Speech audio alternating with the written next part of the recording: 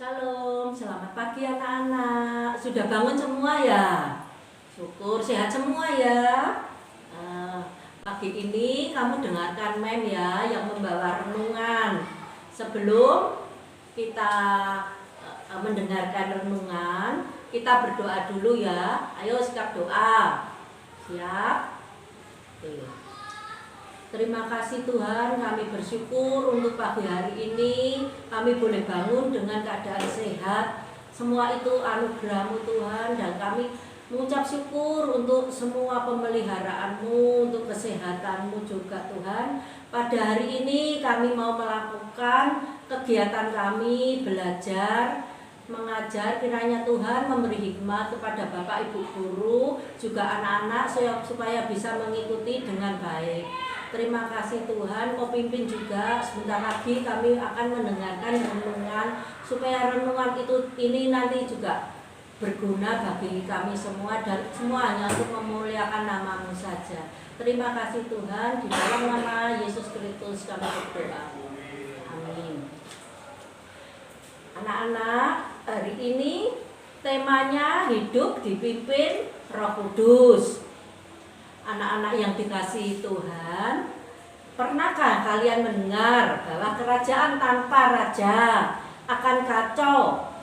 Juga negara kita Indonesia aja, contohnya pasti ada Bapak Presidennya kan?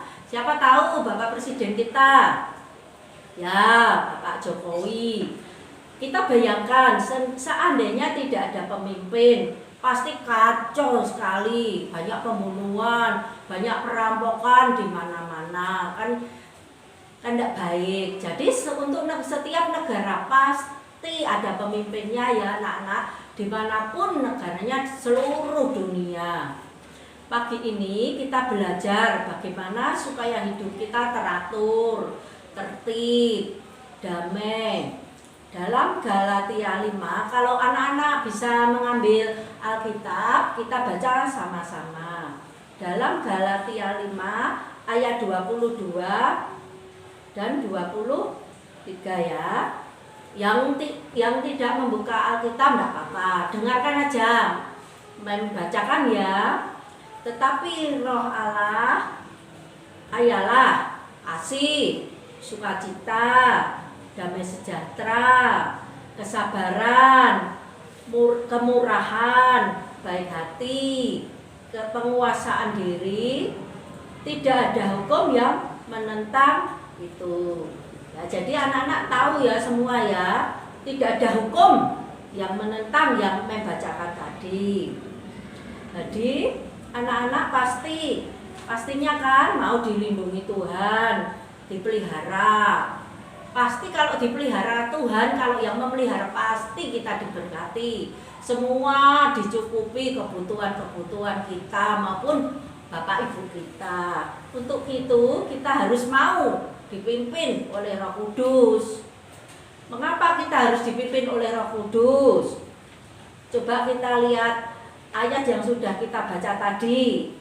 Hasil dari orang yang dipimpin oleh Roh Kudus, mereka pasti saling mengasihi, bersaling hidup rukun, sabar, baik hati, bersukacita, setia, rendah hati, dan menguasai diri. Seandainya di kelas ada yang pinter, nggak boleh sombong, ya. Kalau ada temannya yang nggak bisa, kita tolong. Cara menolongnya gimana? Ya jangan terus kalau ulangan, ini tak contekin, jangan. Harus kita belajar mana yang tidak bisa. Nomor 3 seandainya ya, yang bisa harus mengajari, caranya dari A ke B ke C, sehingga teman kita bisa. Jangan kalau yang pinter, tidak tahu, salahnya sendiri, nggak bisa, jangan, nggak boleh ya. Itu kalau kita mau hidup dipimpin oleh Roh Kudus. Semua pasti mau kan? Kalau kamu dipimpin oleh Roh Kudus, pasti nanti kamu diberkati.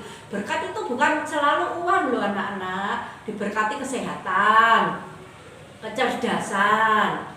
Semua anak itu pinter, tidak ada anak bodoh ya. Mem sekali-kali mengingatkan, tidak ada anak bodoh. Yang ada malas. Makanya kamu jangan malas. Kalau merasa, waduh aku kok nggak bisa, belajar lagi, pasti bisa. Sambil berdoa, Tuhan tolong saya kok nggak bisa, nggak apa-apa, ngomong aja seperti kamu ngomong sama papa atau mama. Kamu berdoa, Tuhan aku kok nggak bisa ya Tuhan, tolong beri hikmat, pengetahuan. Pasti kamu nanti bisa. Dan kamu juga harus berusaha, belajar terus. Kalau temanmu 1 kali belajar sudah bisa, kamu merasa belum bisa ya 2 kali. Kalau 2 kali belum bisa ya 3 kali, tidak apa-apa. Pasti Tuhan beri hikmat ya, asal kamu mau dipimpin oleh Roh Kudus. Jadi melalui renungan pagi ini anak-anak tidak ada alasan untuk mengeraskan hati kita. Kita nggak boleh, oh nggak bisa, nggak boleh, itu namanya mengeraskan hati. Kita harus mau dipimpin oleh Roh Kudus. Dan kalau orang yang mau dipimpin Roh Kudus pasti taat, mau diatur, mau dipimpin. Ya anak-anak ya, mari kita bersama-sama kita memberikan hati kita untuk dipimpin Roh Kudus. Gimana kok kita tahu kalau kita dipimpin oleh Roh Kudus? Contoh, kamu lagi enak-enak main game, mamamu manggil, siapa seandainya, Fian, ini mama mau goreng tempe, tempenya habis, tempenya tinggal sedikit nih, biar habis mama goreng, tapi minyaknya habis, kamu belikan minyak. Harus mau, Fian, ditinggal dulu gamenya. Iya mah, kamu belikan dulu supaya mama bisa menggoreng tempe. Jadi kamu harus nurut sama orang tua. Kamu doakan orang tua yang sudah bekerja untuk kamu supaya SPP-mu lancar. Kan kasihan guru-gurumu sudah ngajar. Ya, SPP-mu kan untuk bayar guru-guru. Kamu doakan papa mama supaya sehat, supaya bisa mencari uang. Kalau lancar kamu kan enak juga ya. Maka selalu berpesan, kamu harus mendoakan orang tua supaya diberkati Tuhan. Dan kamu harus doakan orang tuamu juga supaya mau dipimpin Roh Kudus. Kalau kita mau dipimpin Roh Kudus, hidup kita pasti enak, pasti semua lancar. Tapi juga kamu juga harus menurut firman Tuhan. Firman Tuhan itu jaminan bagi kita. Walaupun kamu TK, SD, SMP sampai nanti kamu kuliah, kalau kamu nurut dan kamu mau dipimpin Roh Kudus, masa depanmu pasti cerah. Jangan takut anak-anak ya. Pokoknya kamu mau dipimpin Roh Kudus, pasti jaminan masa depanmu cerah. Ya anak-anak ya. Itu aja renungan hari ini. Nanti kamu belajar, jangan lupa tetap berdoa untuk orang tua. Oke? Oke, sekarang kita berdoa ya. Mari kita berdoa, yuk sikap doa semua. Sudah? Terima kasih Tuhan, Engkau sudah memimpin kami untuk merenungkan firman Tuhan. Kami serahkan Tuhan anak-anak-Mu baik TK, SD maupun SMP. Semua anak-anak-Mu Tuhan, kami percaya semua di dalam tangan-Mu. Masa depan mereka kami serahkan ke dalam tangan-Mu. Dan semua masa depan mereka pasti cerah, karena itulah janji-Mu. Dan Tuhan tolong supaya mereka mau dipimpin oleh Roh Kudus. Juga untuk guru-guru semua Tuhan, mau beri hikmat yang dari Engkau untuk mengajar anak-anak kita semua ini supaya terus berjalan dalam lindungan Roh Kudus. Terima kasih Tuhan, kami juga serahkan untuk wali murid semua. Kiranya Tuhan berkati, Tuhan lindungi kesehatan mereka semua supaya mereka tetap bekerja dan semua hanya untuk memuliakan nama-Mu saja Tuhan. Terima kasih. Sekali lagi kami serahkan semuanya di dalam nama Tuhan Yesus Kristus. Amin. Oke, selamat belajar anak-anak ya, sukses terus, semangat, sehat. Amin.